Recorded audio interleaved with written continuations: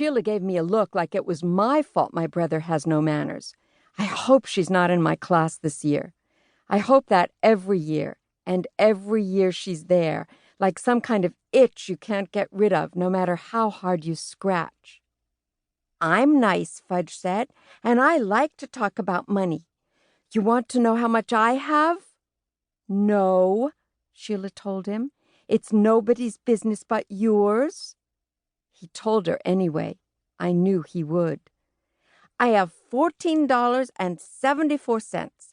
I mize my money every night before I go to sleep. You mize your money? Sheila asked. Then she shook her head at me like it's my fault he thinks mize is a word. Henry, who runs the elevator in our building, laughed. Nothing like having a miser in the family. You don't have to be a miser, Fudge, Sheila said. If you like counting money so much, you can work at a bank when you grow up. Yeah, Fudge said. I can work at a bank and mize my money all day long. Sheila sighed. He doesn't get it, she said to me. He's only 5, I reminded her. Almost 6, he reminded me. Then he tugged Sheila's arm. Hey, Sheila, you know how much the dude paid for New York City?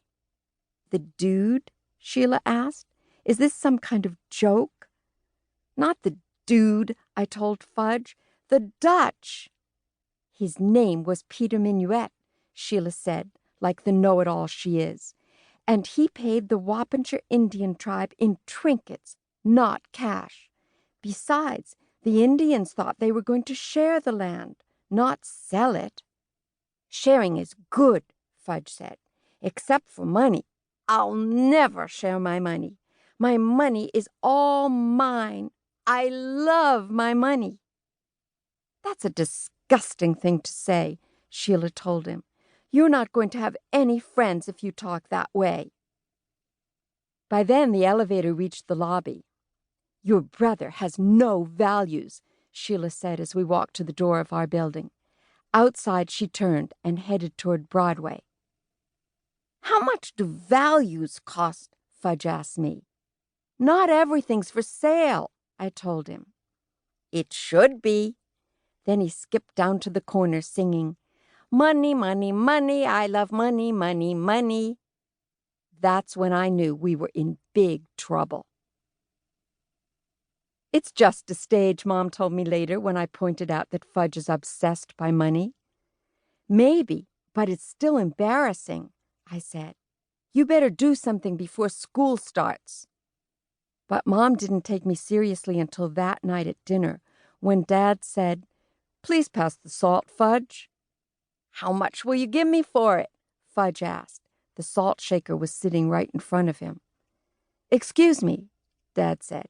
I'm asking for a favor, not hiring someone to do a job. If you hire me, I'll pass the salt, Fudge said. How about $1? How about nothing? I said, reaching for the salt and passing it to Dad. No fair, Pete, Fudge shouted. He asked me, not you. Thank you, Peter, Dad said, and he and Mom shared a look. I told you, didn't I? I said to them. I told you we have a big problem. What problem? Fudge asked. You, I said. Phoo, Tootsie said from her baby seat as she threw a handful of rice across the table. What's the difference between dollars and bucks? Fudge asked the next morning at breakfast. He was drawing $signs all over the Cheerios box with a red marker. Bucks is just another word for dollars, Mom told him, moving the cereal box out of his reach. Nobody says bucks anymore, I told him. Where'd you hear about bucks? Grandma was reading me a story, and the guy called his money bucks, Fudge said. He had $5, and he thought that was a lot. Is that funny or what? He shoveled a handful of dry Cheerios into his mouth, then washed them down with a swig of milk. He refuses to mix his cereal and milk in a bowl like everyone else. $5 is nothing to sneeze at, Dad said, carrying Tootsie into the kitchen. I remember saving for a model airplane.